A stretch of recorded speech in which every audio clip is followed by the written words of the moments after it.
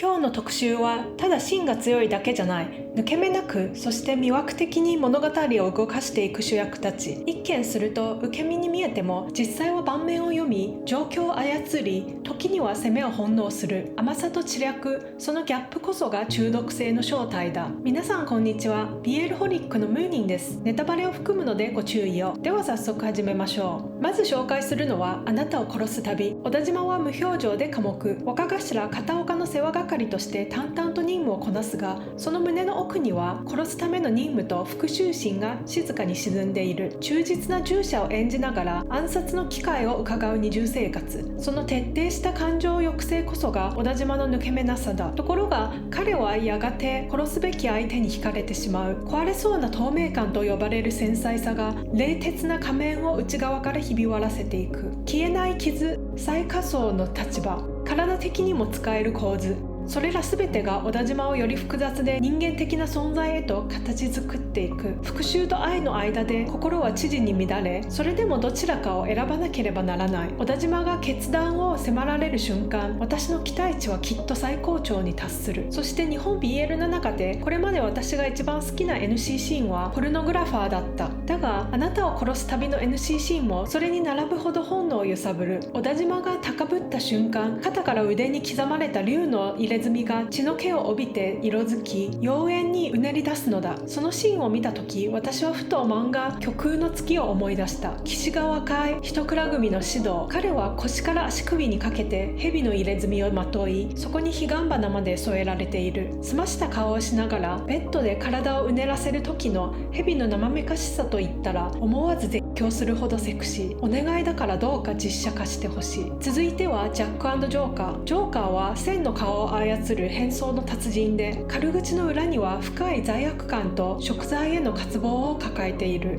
父の圧力に削られた自尊心を隠すため冗談を武器にし、時には世界そのものを出し抜く計算すら厭わない。けれどジャックの前では思わず本音がこぼれてしまう。バーで悩みを打ち明けたあの瞬間、強いはずのジョーカーがわずかに揺らぐ表情に胸をつかれた。彼の愛は徹底して無視で、その献身はジャックに向けられるだけではなく身の回りの人々すら包み込む。反逆者としての顔と愛の前でほどけていく顔、その両方を持つからこそジョーカーは抜け目なく魅惑的な受けとして輝く。世界を燃やしてでもあなたを守る、そう言い切れるほど極端な愛だが、その極端さこそが彼自身をこの上なく魅力的な人間へと仕上げていくのだ。次はピット・ベイブ。ベイブはレーストラックでは圧倒的な強さと自信を誇り、プレイボーイとしてパートナーを次々と変えていく。だが愛する人の前では脆く感情的な一面を見せる。堂々たる男らしさをまとい、最初は攻めだと勘違いしてしまうほどだった。この多面性と予想外の組み合わせこそがベイブを単なる典型的な受けではなく、複雑で魅惑的な存在へと引き上げている。チャーリーと一緒にいる時には空気そのものが変わる。強者でありながら甘える。そんな高度のバランスを彼は当たり前のようにやってのけるのだ。自信に満ちた姿も内面の優しさも一途な恋人へと変わっていく過程も、全てにおいてベイブは意外性ナンバーワンと言っても過言ではない。何よりも強調したいのは彼が生まれた環境そのものにあがらってきたことだ。ベイブの養父は悪人で息子の力を欲しがるあまり、ベイブだけでなく彼の周囲の人々まで傷つけてきた。しかしベイブはそんな父に屈することなく堂々と立ち向かっていく。だからこそチームメイト全員を家族のように大切にする姿が際立ち、彼の魅力を極限まで引き出していた。次に隠れ名作と呼ぶにふさわしい The Wicked Game。 ピームは冷ややかで計算高い復讐者だ。家族に見捨てられた過去を背負い、今回戻った目的は正義と権力の掌握。感情を鎧で覆い、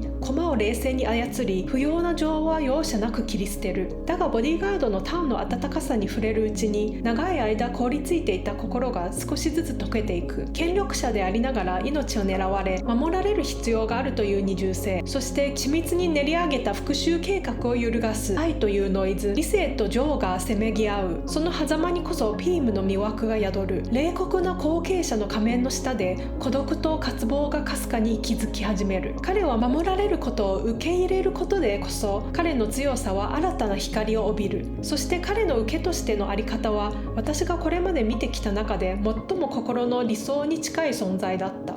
最後は期待作 Goddess Bless You from Death。 サップは幽霊が見えるという特別な感覚を持つ青年、第一容疑者として発見され、理性派刑事のシンガに留置される。だがサップは自分ではなく幽霊の仕業だと言い切り、最悪の立場から少しずつ信頼を勝ち取っていく。やがて彼は捜査の要へと位置を変える。守られるだけの駒ではなく、推理の鍵そのものとなり、華奢な外見に反して折れない芯を持ち、常に危険にさらされながらも真実に手を伸ばす意思を示す。サップをただの弱い受けにとどめないのは、弱さを抱えたまま前へ進む姿にあがらいがたい魅力を感じた。本日紹介したのは、小田島の二重性、ジョーカの策略型、ベイブの強さと甘え、ヒームの綿密、そしてサップの脆さの中の強さでした。あなたの心に刺さったのはどれですか？ぜひコメント欄で教えてください。また次回お会いしましょう。ではでは。